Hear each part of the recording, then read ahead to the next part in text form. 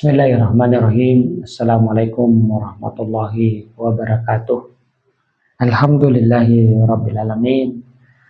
Pada video kali ini lanjutan daripada video pengantar sebelumnya, akan melanjutkan kisah yang Nabi Musa alaihissalam dan juga Fir'aun yang mana terjadi pada masa lalu. Tapi tentunya cerita itu sebenarnya bercerita tentang diri kita, apa yang kita alami, apa yang kita rasa, apa yang kita saksikan dalam hidup, dan apa yang kita saksikan di dalam diri kita yang disebut dengan ilmu adiyatma fidyah atau ilmu tentang inner self. Dalam hidup kita ini terkadang kita dipimpin ataupun juga dikendalikan ataupun juga diarahkan ataupun juga dituntun oleh berbagai macam jenis. Misalnya kita dipimpin oleh keinginan kita untuk menjadi orang kaya. Kita dituntun dengan keinginan tersebut untuk melakukan banyak hal yang membuat kita menambah angka tabungan kita, atau kita dibimbing ataupun dipimpin, dikendalikan oleh rasa marah kita kepada seseorang, sehingga tindakan, ucapan, pikiran kita teralihkan dan terbawa untuk sesuai dengan keinginan rasa marah itu agar terlampiaskan. Atau kita terbawa ataupun terbimbing ataupun terkendalikan oleh rasa galau, rasa tidak peduli, tidak percaya diri, sehingga pikiran, perasaan, ucapan dan perbuatan kita itu membawa kita kepada hal-hal yang sebagaimana orang galaunya tidak semangat ataupun juga tidak mood terhadap kehidupan ataupun juga tidak memiliki keinginan untuk bergerak dalam hidup ini, karena kita dikendalikan oleh yang namanya mood atau sesuatu yang galau ataupun yang membuat kita down.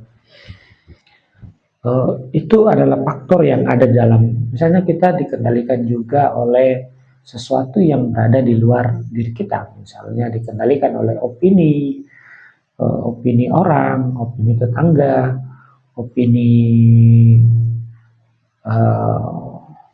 FYP yang ada di TikTok, ataupun juga hal yang viral, ataupun juga hal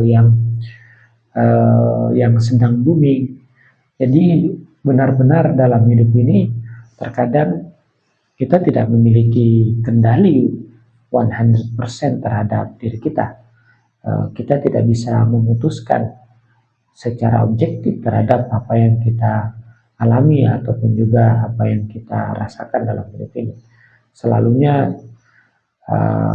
apa yang kita alami, apa yang kita rasakan selalunya dikendalikan terhadap apa yang kita saksikan di hidup ini.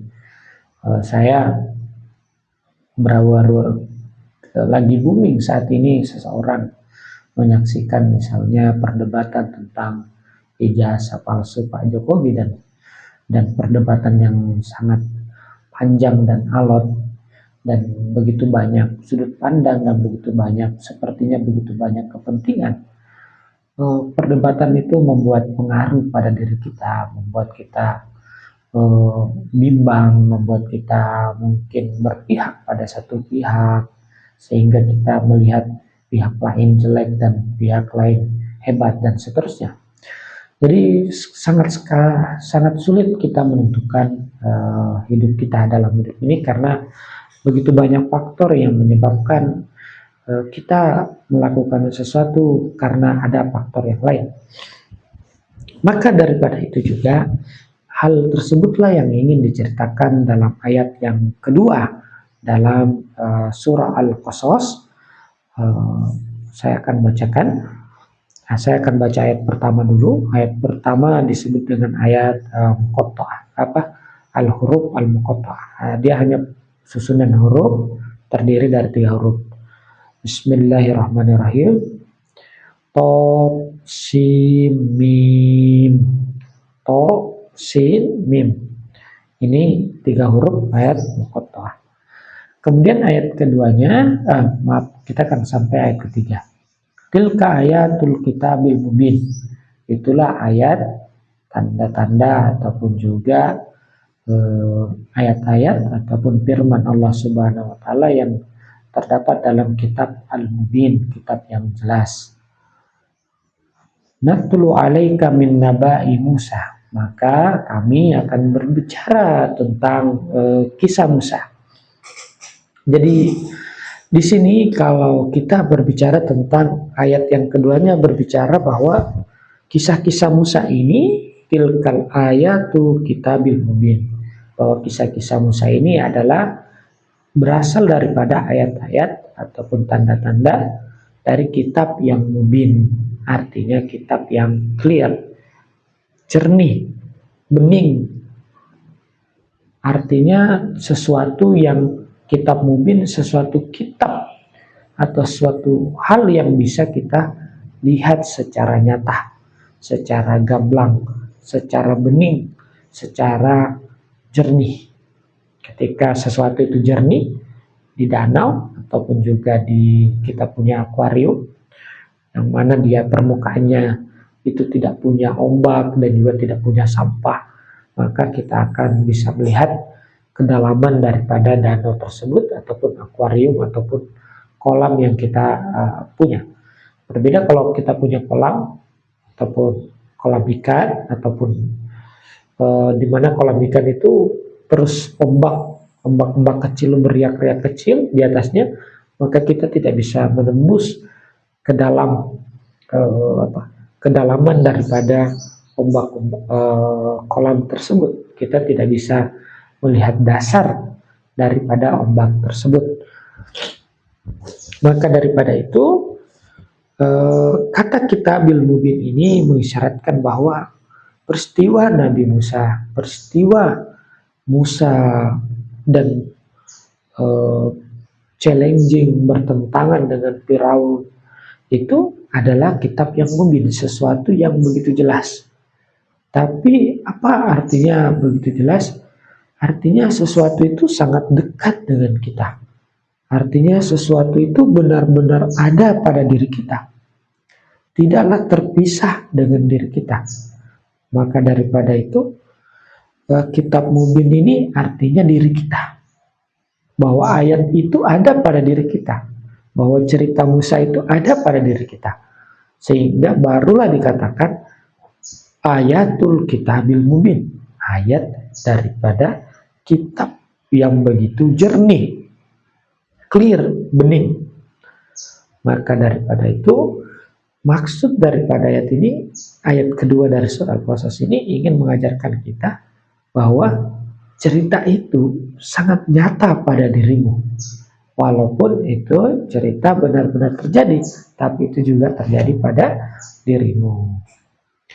Pada sebelumnya saya sudah mengatakan bahwa hidup ini kita banyak diperintahkan, banyak dikendalikan, banyak disetir, banyak dituntun ataupun diarahkan, dibimbing oleh banyak faktor. Rasa galau, rasa marah, rasa benci, rasa dendam, rasa dengki, hasut, apalagi bisa juga dipengaruhi oleh rasa galau, rasa malu, rasa tidak berharga, rasa penyesalan. Semua hal ini yang menjadi pemimpin kita. Akan tetapi pada surah yang ketiga ini berkatakan natlu alaika min naba'i Musa. Kita akan ceritakan kepada engkau wahai Muhammad min dari, makanya min ini artinya sebagian naba'i Musa, bercerita tentang sebagian cerita Musa, wa Fir'aunah, dan juga cerita tentang Fir'aun bil haqqi, dengan sebenar-benarnya cerita, liqaumi yu'minun, kepada kaum liqaumin yu'minun, kepada kaum yang beriman. Apa artinya beriman di sini? Beriman di sini artinya bahwa orang tersebut betul-betul melihat peristiwa itu hadir di dalam dirinya, bahwa orang tersebut benar-benar menyaksikan bahwa kisah Firaun itu benar-benar nyata. Kalau kita sekarang ini nggak mungkin bisa menyaksikan kisah Firaun dan kisah Musa, ibu Nabi Musa, karena peristiwa itu sudah berlalu. Tapi bagi orang yang beriman itu artinya salah satu maknanya adalah engkau melihat betul-betul peristiwa antara Fir'aun dan Musa itu ada pada dirimu.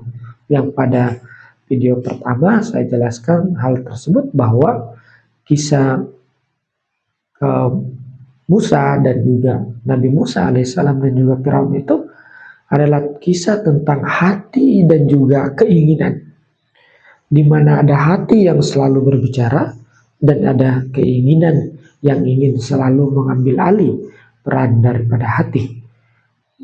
Bagi orang yang beriman artinya kita bisa yakin sesuatu itu kalau sesuatu itu telah kita saksikan, sesuatu itu telah kita alami. Seperti saya berbicara tentang ramainya Blok M Jaksel di malam minggu. Saya yakin 100% karena saya sering nongkrong di sana di Blok M. Saya yakin misalnya ada, kalau Sarina di Jalan MH Tamrin itu, kalau Sarina itu asik kalau malam minggu. Bahwa nongkrong di Sarina, di tempat biasa ada band, di situ asik gitu. Karena saya sudah mengalami. Atau nikmatnya makan gultik, gulai kambing, gulai tikungan yang ada di Blok M. Nah, di belakang plaza Blok M itu ada gultik, enak banget. Artinya apa? Saya beriman, saya yakin terhadap hal tersebut karena saya telah mengalaminya. Tapi saya tidak bisa misalnya beriman atau yakin misalnya misalnya di Raja Ampat itu indah, atau Raja Ampat itu asik, atau Raja Ampat itu very wonderful thing. Kenapa? Karena saya tidak mengalaminya, karena saya tidak pernah ke sana. Belum pernah ke sana. Seperti itulah makna daripada keyakinan, artinya sesuatu yang betul-betul pernah engkau alami dalam hidup ini. Maka daripada itu, pertentangan antara hati dan juga keinginan itu adalah sesuatu yang betul-betul kita imani, artinya sesuatu yang pernah kita benar-benar alami sehingga kita menjadi yakin terhadap hal tersebut. Itulah maksud daripada keimanan di sini. Terima kasih banyak. Wassalamualaikum warahmatullahi wabarakatuh.